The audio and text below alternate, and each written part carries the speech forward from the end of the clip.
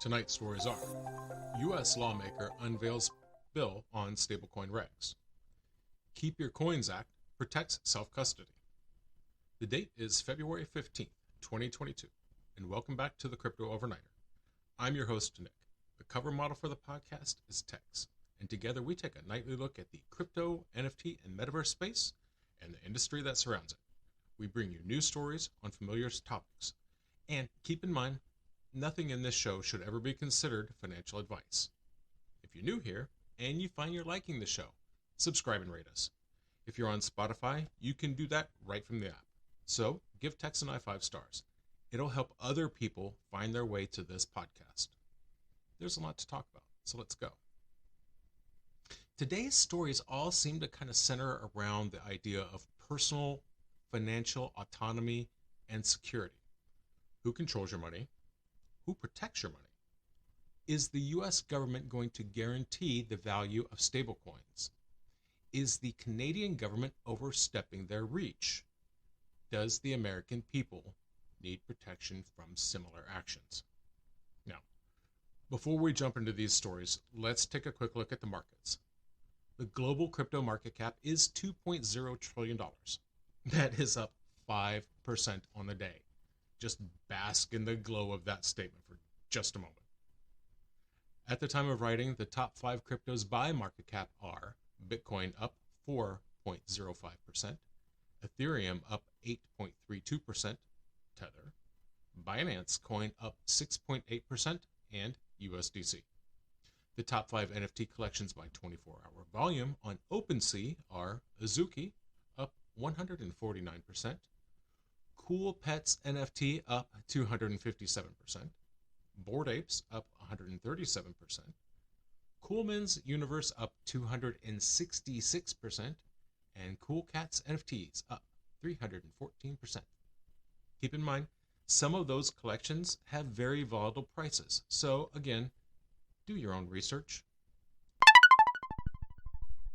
U.S. Lawmaker Unveils Bill on Stablecoin Regs.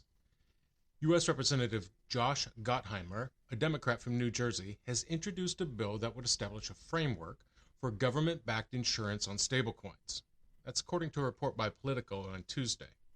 A common criticism is that stablecoins undermine a monetary network and are often used by bad actors in criminal activities.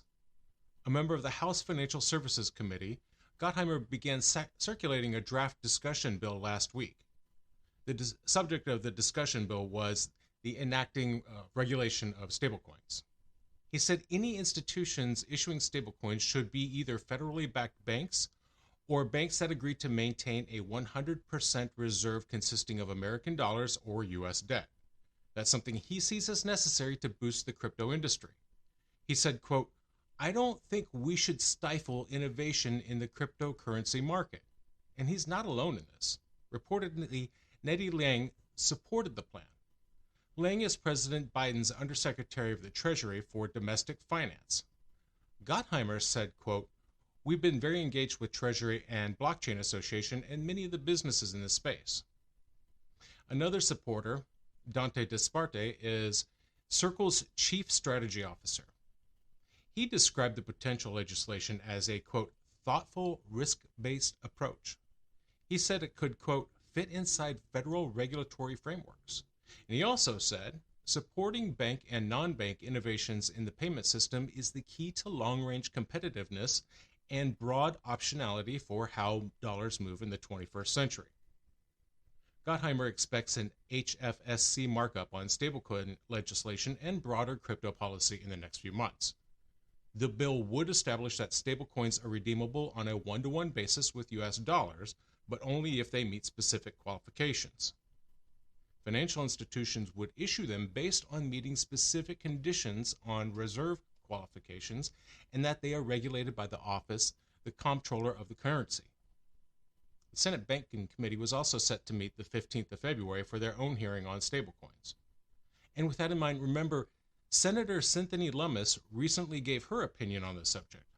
She feels stablecoins need to be cash-backed and regularly audited. Quoting her here, "Stablecoins must be 100% backed by cash and cash equivalents, and this should be audited regularly. I'm concerned that some stablecoins are not always fully backed by appropriate assets in a transparent manner. That said, she acknowledged that such monetary products enable faster payments between people and businesses than hard dollars. The senator said that they promote financial inclusion and create new market opportunities. Keep Your Coins Act protects self-custody. So, have you been watching what's going on in the land of maple syrup? By the way, that's no diss. I do love some maple syrup. So believe me when I say I'm concerned for our neighbors to the north. And there are people concerned with what's happening in Canada that will happen here. I can't say I blame them. One person is U.S. Congressman Warren Davidson. According to his Wikipedia page, Congressman Davidson is a Republican from Ohio. He introduced something called the Keep Your Coins Act.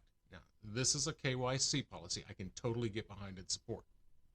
This bill would ban agencies from, quote, restricting the use of convertible virtual currency by a person to purchase goods or services for the person's own use and other purposes.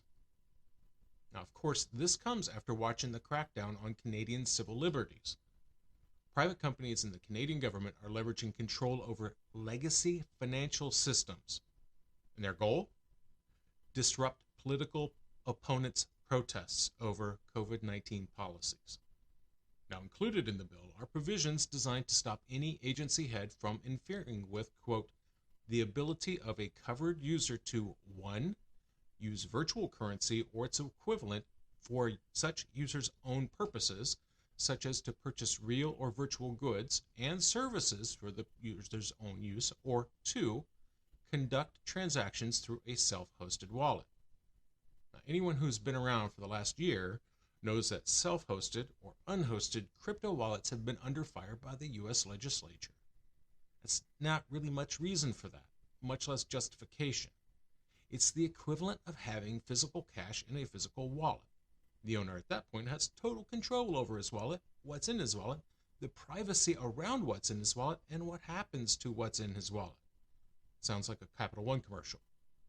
Anyway, these provisions, wallets or accounts held by a third person, they say these provisions don't apply because according to the feds, having a third party waives your right to privacy. In late 2020, the U.S. Treasury Department wanted to enact a controversial rule. Remember that? This rule would have had crypto addresses you would have to get the personal details of anyone wanting self-custody. There would have been names, home addresses, all sorts of information, and the crypto exchanges would have had to collect it. Now think about what's happening in Canada right now. Deputy Prime Minister and Finance Minister Chrystia Freeland told us just how far these policies go. She said, quote, in invoking the Emergencies Act, we are broadening the scope of Canada's anti-money laundering and terrorist financing rules so that they cover crowdfunding platforms and the payments service providers they use. These changes cover all forms of transactions, including digital assets such as cryptocurrencies. As of today, a bank or other financial service provider will be able to immediately freeze or suspend an account without a court order. Oh, hey, but that's Canada, eh? Doesn't really have anything to do with us. Think again. Have you ever heard of the Bank Secrecy Act? How about the expansions of the third-party doctrine? Because that's exactly what the KYC Keep Your Coins Act was meant to keep in check. Now granted, financial privacy should already be covered by the Constitution, specifically the Fourth Amendment and its protection against unreasonable searches and seizures. Preventing the government from being able to strip these rights from us is a very much needed policy change. And we are going to have to keep fighting this fight. Crypto is pro-liberty. Authoritarian regimes that unjustly freeze their political opponents' accounts, these serve as stark reminders of exactly what we need to be ever vigilant against. Because while you may agree with the government that's in place now and trampling on civil liberties now, when your political opponents are in charge, will you then support their ability to do the same to you? And that's going to do it for us tonight. What do you think? Did we get it right? reach out and let us know. Send us an email at crypto.overnighter@gmail.com. That's crypto.overnighter@gmail.com. You can also find us on Twitter and Twitter. Links to those platforms will be in the show notes. And please, if you could, like, subscribe, share, comment, and review the podcast. Also, if you're listening on Spotify, they do have a feature where you can rate podcasts directly from the app. So, give us a 5-star rating. It would really help Tex and I out, and it would also help others find this content. So getting the word out there helps them and us. And with that, may all your investments go up and to the right.